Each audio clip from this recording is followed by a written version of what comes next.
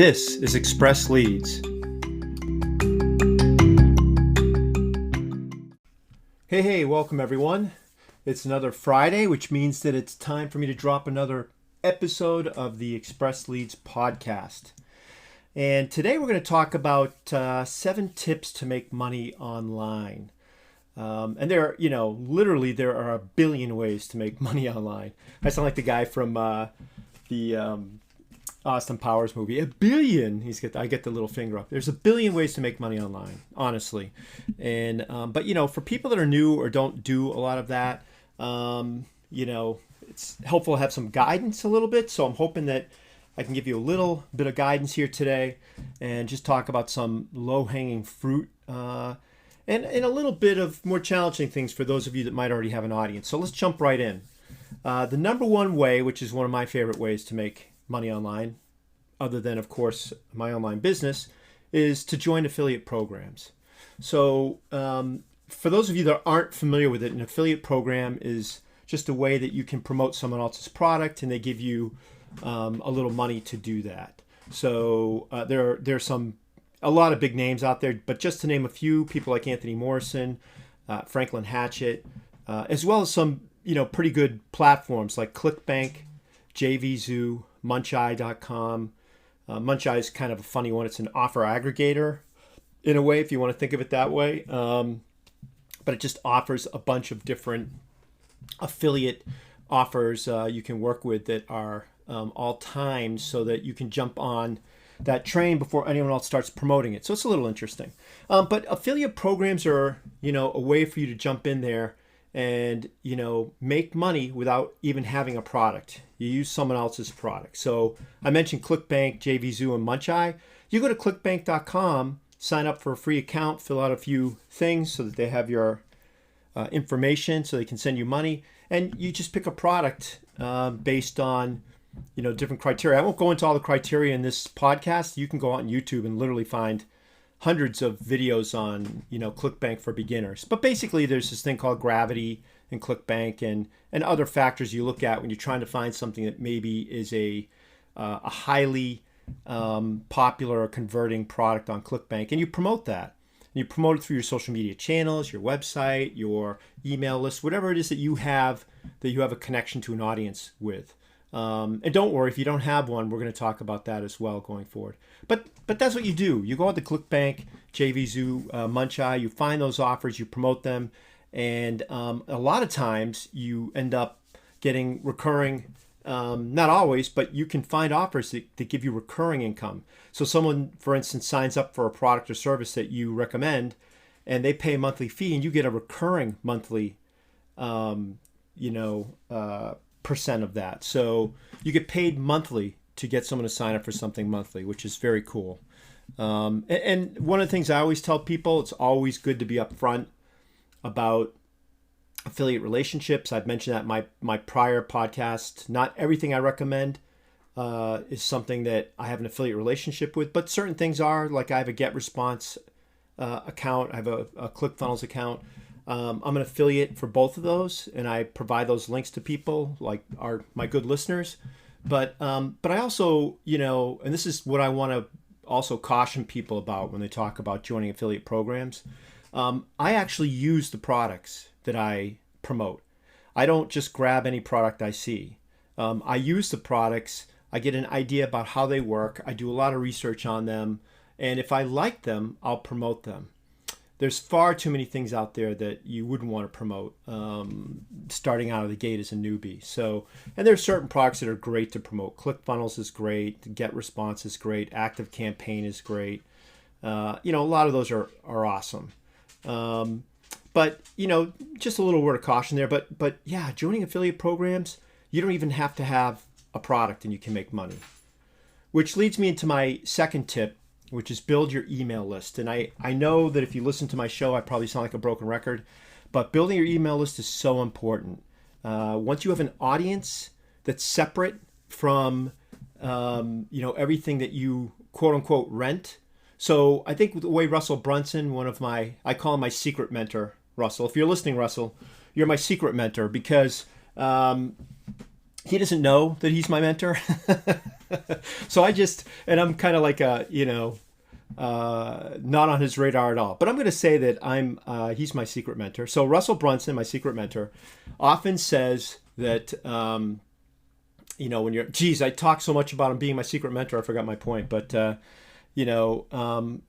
when you're building an email list,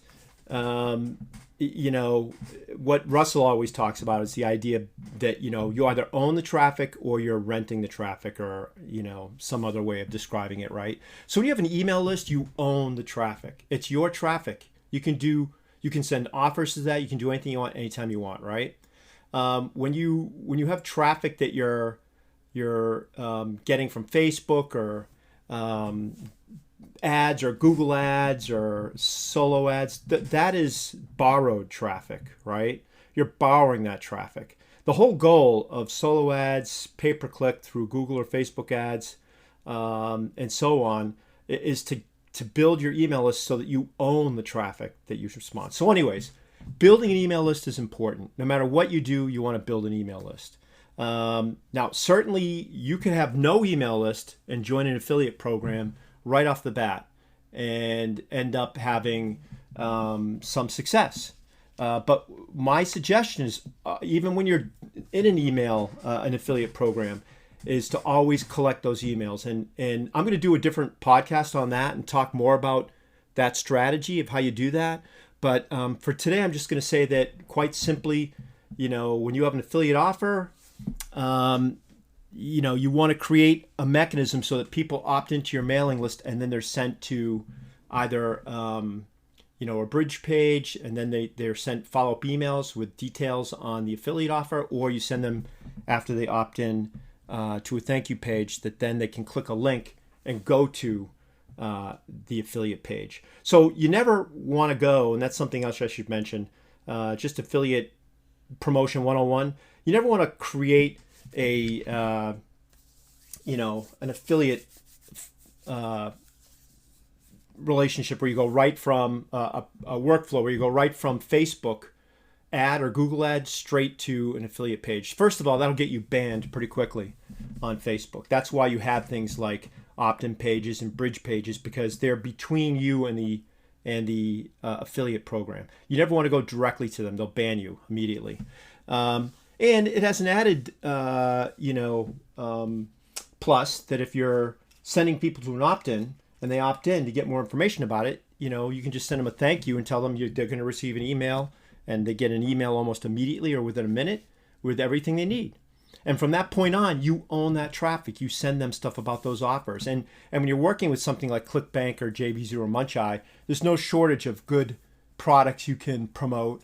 And including even people like Franklin Hadgett has a training program that you could promote. Anthony Morrison has numerous business ideas and training programs. I'm part of his Success Connection through Anthony, and he's just awesome. Love his stuff. He actually has this great webinar tool too, which I won't get into today, but it allows you to create these unbelievably awesome automated webinars that are really sophisticated, unlike most of the ones today in comparison are like Tinker Toys. But so number 2, build your email list. Number 3, once you've got some of this stuff, the other thing you might want to consider, and it's always a good idea, whether it's an affiliate or not, let's say you have your own product, right? You want to create a sales funnel to sell your products or services. And again, I would use something like ClickFunnels and GetResponse.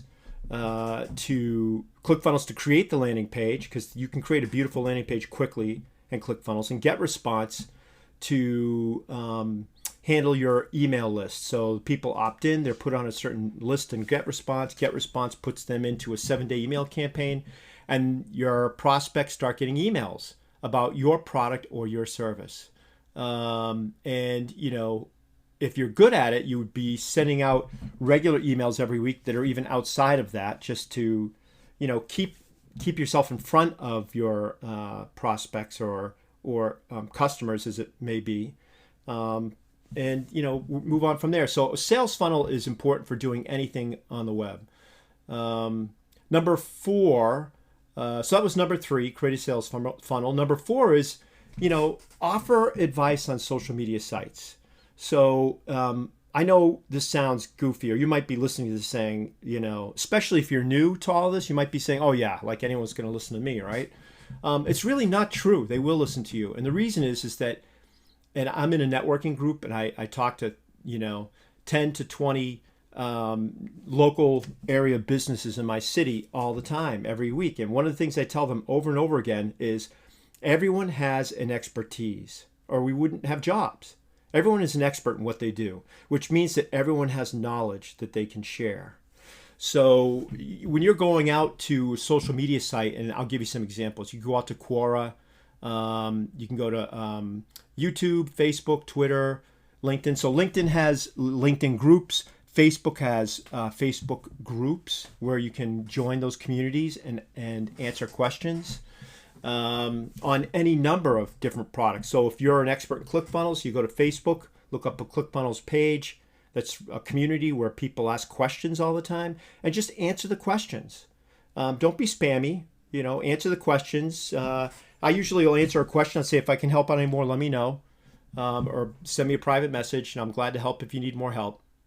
And I leave it at that. And a lot of times people don't send me stuff. They thank me. But, I do get work from that. I've gotten one day I got 2 connections doing that. And I literally was really, really busy that day. I was about to say wicked busy, but then you'd know I'm from the Northeast. But wicked busy, man. I was really busy, and I only really had about 20 minutes. And I was sitting there as I was drinking coffee, going through a few things, and I just answered a couple of questions. And they both reached out. And one did not end up as a sale, but the other one did. And I did everything over Zoom. He was I think he was in Alabama, and I'm not. I'm on the other side of the country, or very far away from Alabama. And I was able to work with him online and set up some sales funnels, walk through it one-on-one, coach him on copywriting, on sales funnels, on images used, everything. And so that was we had some great meetings, and I enjoyed collaborating with him. So offering advice on sites work. And Quora is a great example too. I mentioned that earlier. Quora, YouTube, Facebook, Twitter, LinkedIn. But Quora is great because you can actually, and this is kind of an advanced tip here, but Quora, you can use a tool called Ahrefs, ahrefs.com. I use that. It's expensive, so it's not for everyone, but I use that because I can research trending questions on, different sites, on YouTube, on Google, on all sorts of stuff. When you find things that are trending, you can then turn around and create. You can search for those questions online and try and answer those. But you can also create blog posts, YouTube videos, podcasts on those questions because people want to know about it. If they're trending, and lots of people are interested in that question, it's a fairly safe assumption that will be a good strategy. And since we're on the subject of tips, I do want to share one secret with you. Since we're talking about social media sites, I know some of you are thinking, well, I don't have time to sit there and post all these things on social media. That's a lot of work. Well, if you use tools like Buffer, Hootsuite, or it's called If This Then That, IFTTT.com, you can actually use those to help you publish and reach an audience in a much more expedited way. So, for instance, I use IFTTT.com, If This Then That. I use that to post timed, entries on social media sites. I use it to, connect with RSS feeds to things like my podcast, my blog, a lot of things like that. And what happens is that the tool will look for that stuff and then automatically turn around and post that for you. I love IFTTT.com, and I recommend that if you're interested in making your social media posting a little bit easier, check them out. I don't have any type of relationship with them. I just really like them. Okay, so that was number 4, offering advice on social media. Number 5, start a podcast and monetize it. And you can monetize podcasts by subscription or donation. So, I'll use Anchor.fm as an example. I publish mine on Anchor.fm, and it gets distributed to 7 different podcasting platforms through Anchor. They also allow you to monetize very easily by creating your own clips in your own voice for certain sponsors, and then they end up getting played randomly through your podcast. So right now mine is ad free. I don't really feel like I want to monetize mine right now, but if you're looking for a way to do it, like let's say you're running a nonprofit or something like that, you could ask for donations. That's and if people really like your content, they might donate $5 or something like that. But while we're on the subject of monetizing, number 6, you can also start a YouTube channel and monetize it. Now this is a little bit more advanced. So this is for my audience that I mentioned earlier in the podcast. This for my audience is a little bit more advanced, but it requires you to opt into the YouTube Partner Program. And that program requires 4,000 watch hours and at least a minimum of 1,000 subscribers on your YouTube channel. So really, I only recommend this if you think you can build an audience, or you already have an audience and lots of videos, right? It would take time and effort to make it work. But if you already have a large audience through blogging, podcasting, or social media channels, then even starting a new YouTube channel from scratch might make sense if you have that audience. If you're a complete newbie or someone that is just starting out, I would just say stick to the easier methods mentioned previously. And by the way, you might consider yourself to be a newbie on YouTube, but let's say you have 10,000 or 50,000 followers to your blog post, or a very, very large email list. Well, it might be worth considering starting a YouTube channel, even though you have no audience at all right now, because you already have a large audience somewhere else that you can drive to your new channel. So just something to think about. Number 7 tip here, our last tip, is create a monthly newsletter on Substack and monetize it. Now, unlike YouTube, it's very easy to do this on Substack. Substack and Anchor are both very easy to monetize. YouTube is a little more challenging, but on Substack, you can create a monthly newsletter, you monetize it, and if you have a voice, a platform, or an audience, then this is a great option. So people like Matt Taibbi, who worked for Rolling Stone at one point, Glenn Greenwald, who worked for The Guardian, they all have their own, they went off on their own, and they have their own shows, and each of them have tens of thousands of subscribers, and each subscriber pays $5 a month. So, do the math, right? That's a lot of scratch. So now you might not make that kind of money. You might not have that level of subscribers. But again, if you have a large platform somewhere else, or you want to build a platform on Substack, it's easy, it's free. I think they end up just taking a little bit of what you do if you monetize it. Otherwise, they don't charge you anything to set it up. And, here's the really cool thing too. If you're not a fan of writing, you can embed YouTube videos on a Substack page and generate revenue that way. So remember what I was just saying about the YouTube Partner Program? You can more or less completely bypass the YouTube Partner Program and instead monetize your content through Substack subscriptions or donations.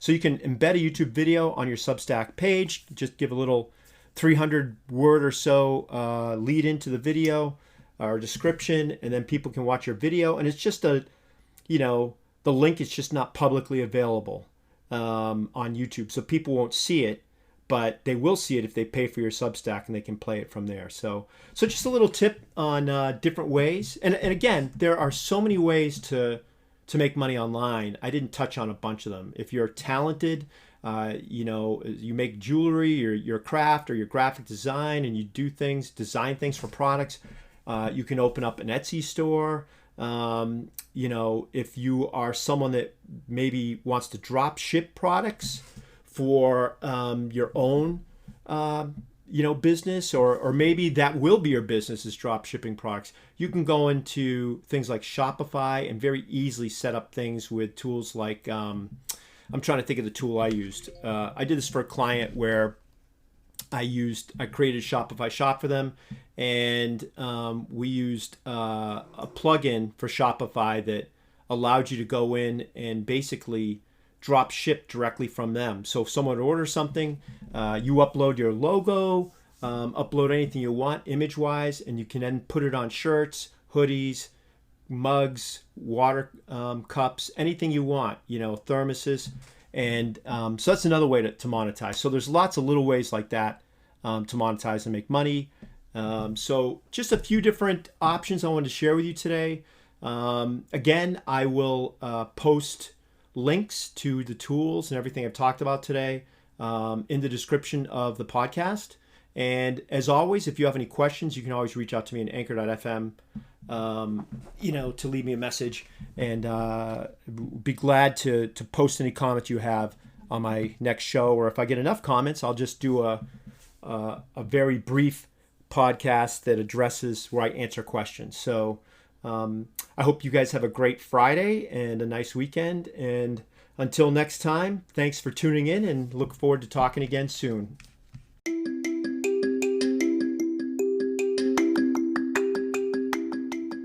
This has been Express Leads, hosted by Paul Brady of Brady Consulting and Inbound Marketing. If you have questions or comments, please feel free to leave us a voice message by visiting anchor.fm/expressleads. Thank you.